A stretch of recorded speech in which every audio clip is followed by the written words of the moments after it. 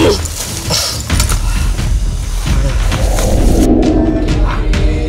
Yai Zain, Agitni, Pak Yai Zain, Agitni.